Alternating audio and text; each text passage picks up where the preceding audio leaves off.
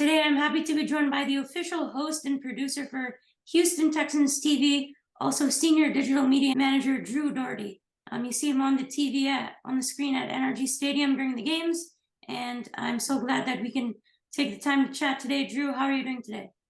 I'm great, man. It's great to be with you, and it's happy times after the last 3 years, 4 years, what we've seen around here.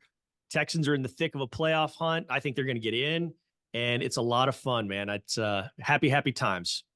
Yeah, Drew, you've been around the team a lot over the years. You've seen the highs, you've seen the lows. What has it just been like over the past few years? And then to see the turnaround that they've had this year, what has it been like? Well, I've said this a few times over the last year or so, but DeMeco Ryans has been like mouth-to-mouth resuscitation for the franchise on all sides, not just in the football side, but on the business side as well. And, in reflecting over the last few days, it's that time of year, it's Christmas, and it's like this guy's been probably the best Christmas gift the Texans have had in quite a long time. And then right up there, you got to put CJ Stroud and Will Anderson as well. It's just such a great time around here. And there's been an absolute re-energization. It's kind of a word, but we'll make it a word for this podcast, right? But it's been so reinvigorating having him here in the building. And it's like everything flipped the day he signed and put pen to paper here in the building. I'm in a conference room and he was walking down the hall, and there was a roar from the business side of things. There's about 70 people in an open office area. And when the news became official back in late January, early February, just this roar went up that you could hear on this side of the building. And then he walked through on our side, and it was a lot of fun. And it's just been all gas, no brakes, so to speak, ever since. And it's really, really cool.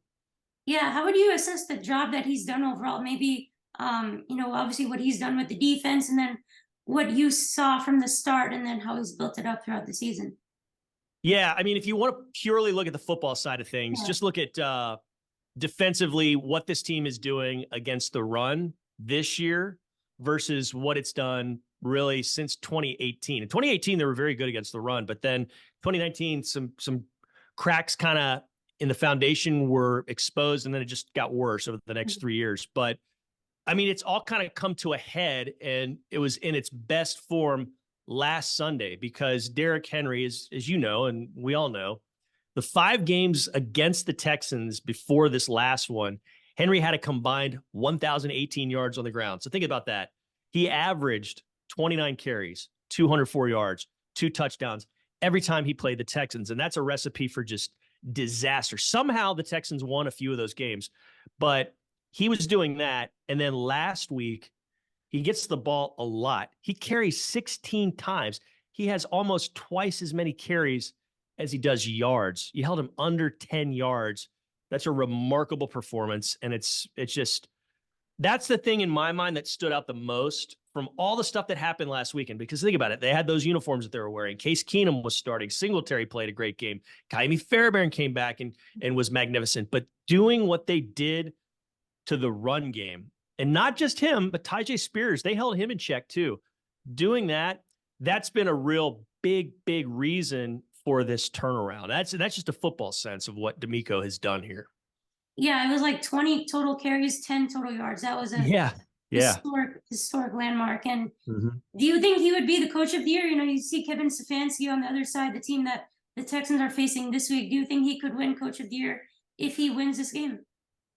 Sure. I mean, and Stefanski, goodness gracious, what a job that guy has done. And there are other candidates that are very, very worthy as well, but I'm biased. And knowing what's going on around here, I got to cast my vote for DeMeco. Just what did we see last year? 3 wins total. He's probably going to triple that this year. Like I said at the outset, I think the Texans get in the playoffs. And to do that with a rookie quarterback and to do it with all sorts of other things kind of working against you, yeah, I would give him my coach of the year vote. But those guys that he's up against, very, very worthy. And Stefanski is kind of near the top of that list. He's chugged along, and he's had 4 different quarterbacks doing what he's done. But I don't know that DeMeco has the defense that Stefanski has. And, that defense, when you have one like that, it can take you a long, long way. Yeah, I definitely agree. I would say so for sure. DeMeco has my vote for coach of the year. I'll say that. And you mentioned that you think the Texans are going to get into the playoffs. I mean, what do you think about this Browns game? Because I think this game is very much a factor in terms of if they win this game. On NFL.com, it says their playoff chance percentage goes up to 72% if they can win this game. How do you think the Texans can get this win against the Cleveland Browns? Well, they got to beat up Joe Flacco. They've beaten him up before. I was on the field for parts of the games in 2011 when they played him there in the regular season in October, and then they played him again in the playoffs. And yeah, Joe Flacco is not an elite quarterback, but he is an elite tough guy because he got hammered time and time and time again in those two games. Just popped back up, kept throwing, and they won both of those games. But I think he's not the guy that he was. Now, he's still pretty good, and he can go deep, and you got to be wary of that. But I do think you can rough him up, and I do think this defense, in particular, the Texans defense, can rough him up. And what we've seen from guys like Derek Stingley recently and Steven Nelson, I think they can get a pick or two, maybe more. So if you can get those takeaways and turn them into points, that's the key. You got to turn them into points.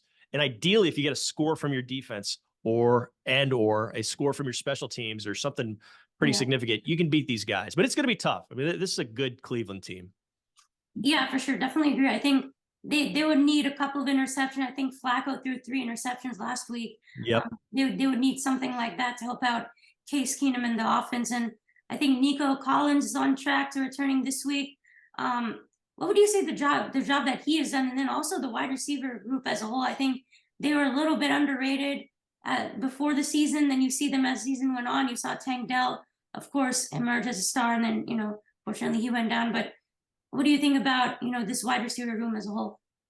Man, how can you not be impressed with what they've done? I mean, you brought up a couple names there. Dell was. You talk about. I said DeMeco Ryans a breath of fresh air. So is Tank Dell. My goodness, he is hard to cover and he gets open. And I think there was an idea that, he's a little guy, so he's going to be a slot receiver, and that's about it. He's just a receiver. I mean, he's just a great football player. You don't have to put any qualifiers by it. Like, he's a great football player for being no, he's just a great football player. He gets open. I mean, 7 touchdowns with a lot of the season left before he got injured. He was fantastic. So it hurt losing him for sure. And then Nico, it's like CJ Stroud unlocked, some secret powers of Nico, because I always knew we all knew he was a big guy and had a big frame. That was the first thing that they talked about when he got drafted. And then you'd see glimpses over the last few years before this season of his speed. I mean, he's sneaky fast. He's got those long legs and gets moving. And I think there was a catch last year that he was tracked with the GPS stuff at like 21, almost 22 miles per hour. I mean, one of the fastest guys in the league, one of the fastest plays in the league that's last year. But what I didn't realize was how violent he is after he gets the ball and gets yards after the catch. I mean, he's hurting people. He's really punishing guys who are trying to tackle him. And I don't remember seeing that. I don't know if you did, but I don't remember seeing that the last few years. And it's been a beautiful part of his game. And it's really kind of, sort of emblematic of what DeMeco Ryans has wanted from these guys. The swarm mentality, that kind of applies, in that sense to what Nico has done. And it's been really, really fun to watch and really fun to see him blossom and have such a season like he's having. Yeah, I've been really impressed with Nico Collins for sure. Almost 17 yards per catch, already over 1,000 yards on the season, with 6 touchdowns. Tank, of course, had 7 touchdowns in 10 games. So I think it's going to be a great wide receiver group for, hopefully for years to come with those two. And, you had talked about CJ Stroud a little bit. Fortunate to see him go down. Hopefully we'll see him next week against the Titans. But just want to hear from you a little bit about just what really stood out to you and how he was able to play. He didn't even look like a rookie, to be honest. Just the way he was playing. Just want to hear what you thought about him. Yeah, I mean, do we have 7 or 8 hours to talk? Because it's so. I was fortunate enough. I was in Kansas City for the draft, and so we had a plan in place after he got selected, or whoever got selected second overall. They had to make this long walk over a series of skywalks because physically where they were was on one corner, one intersection. It was at the train station, basically, in Kansas City. And they had to come cat a corner across the street to the hotel where the media was, like the ballrooms where the media was gathered. But that involved walking about a half mile through skywalks, which we figured this is going to be perfect for us because we can put a microphone on them and follow him the whole way through. And we got some great footage, but we didn't realize that the Texans were going to move up and take Will Anderson right after it. So it made it even better. So those two guys come over the skywalk to the spot where it was predetermined. I'm going to interview them one-on-one. First interview they do after kind of the Goodell and the one right when he gets picked. And they both get to you or get to me, and they both, look you in the eye. It's right like this, good firm handshake, and they're like, good to meet you. It was really cool from that point on, just the gravity that they held and the intentionality that is with them. But then to speak about what he's done on the field, I've been so dang impressed with Stroud's ability to go deep and not get picked off. I mean, he gets those big chunk yards, and nobody's been better at it than he has. Not rookies, everyone. He's been the best at that, going deep with, air yard passes of 20 yards or more all season long. So whenever he comes back, probably not going to be this weekend, but whenever he comes back, it's going to be such a shot in the arm for this offense because he's been magnificent. Yeah, really. I think you see the big plays by this offense. When you see CJ Stroud, the offense is a lot of fun to watch. It is. He had the most passing yards in the league for some time before his injury. Only 5 interceptions. You talked about that. He's been really great in terms of that. And then I think the coordinators have helped him out a lot. The coaching staff for sure. I think Bobby Slowik has done a good job, and the quarterbacks coach and all that. What do you think about Bobby Slowik and the way he's adjusted the offense in his first year at the helm? Yeah, kind of like everything else with this team, it's been a nice marriage of all these parts coming together, the coaches and the players and the scheme, all that stuff. It's been cool to see the Bobby Slowik offense take shape and do what it's doing. It's reminded me of some of the best of what we saw from when Kubiak was here with, Matt Schaub and Arian Foster and Andre Johnson and Owen Daniels and some of the stuff that was going on then. It's different. There's differences, but it's very reminiscent. And it was especially reminiscent last Sunday seeing Case Keenum. It was like, I was rubbing my eyes. I was like, is this 2013 or is this 2014?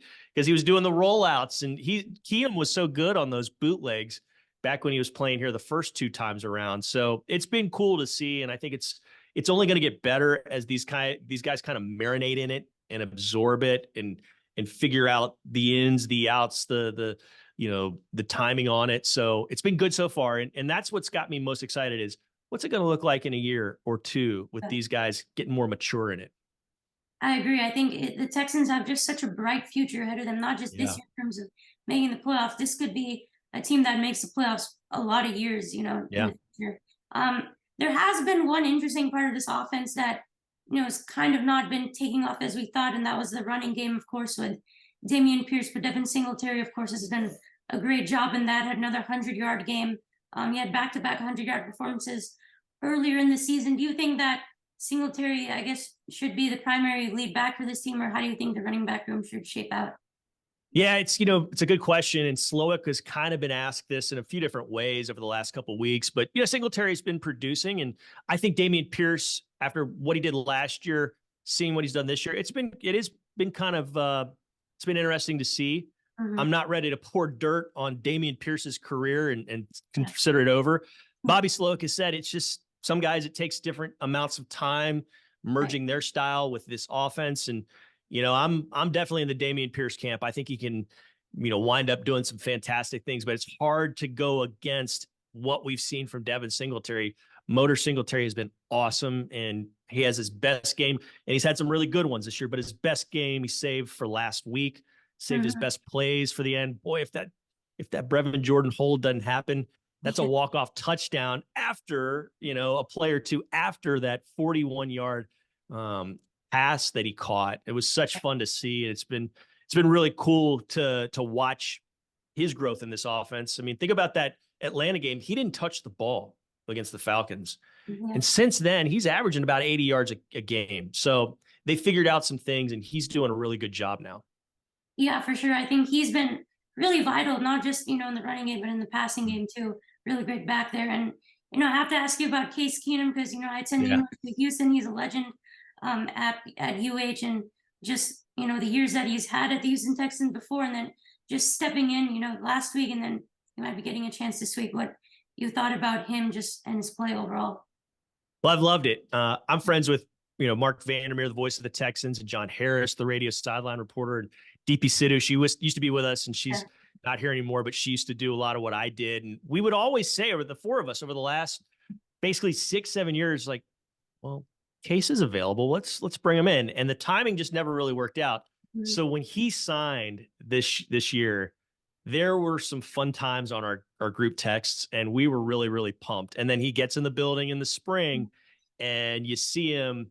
And I didn't see him when they saw him. I think I don't know where I was. I was off somewhere. But I came back to my desk, and I sat down at my desk, and my chair, like it's one of those chairs with a wheel, one of the wheels was gone.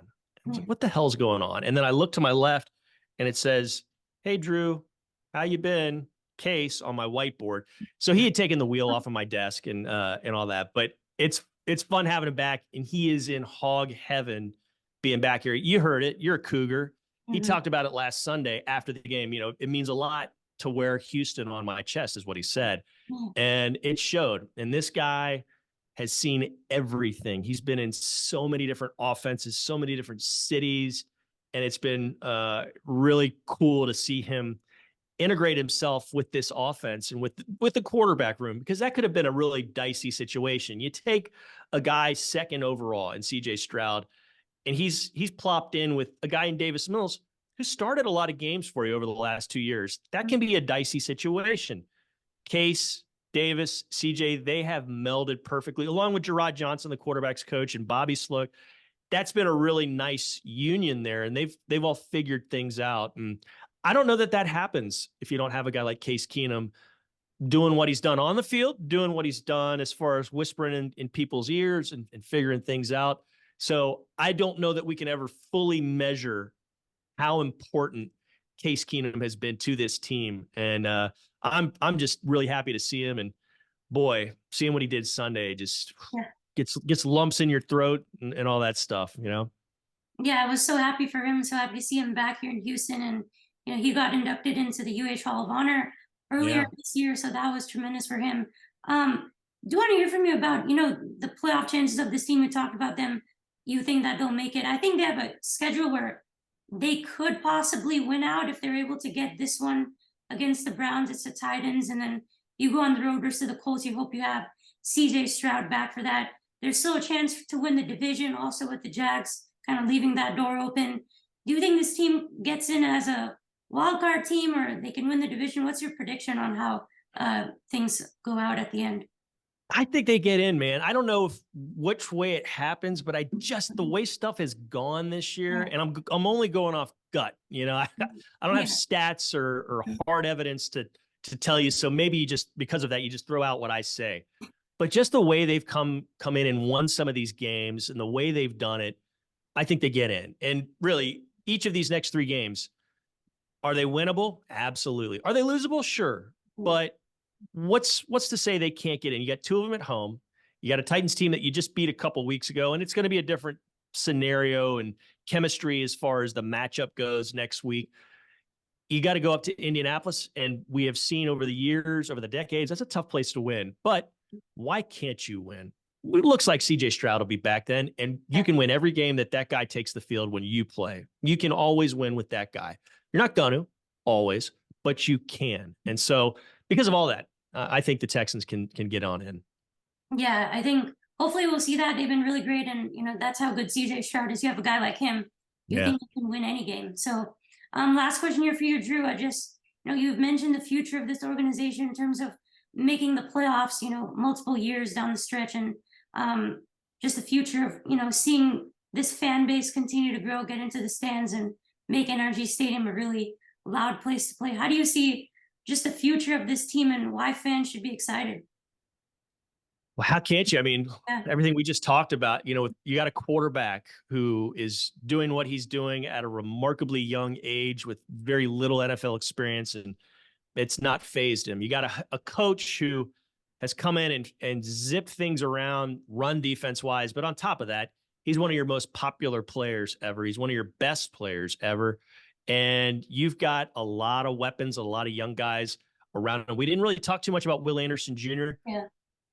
Will Anderson. This guy's got a future, man. And Derek Stingley Jr. is starting to come on. So there's just so much that you've seen so far this year. You're only going to add to it. You've got the Browns first round pick, which is another reason you want these guys to lose out. So their pick is a little bit higher for you, but yeah, the future's bright. And I think as long as the wins keep coming, the fans will keep coming back on a steady basis. And, you know, they'll have some more fun that we've been having on the field so far this year.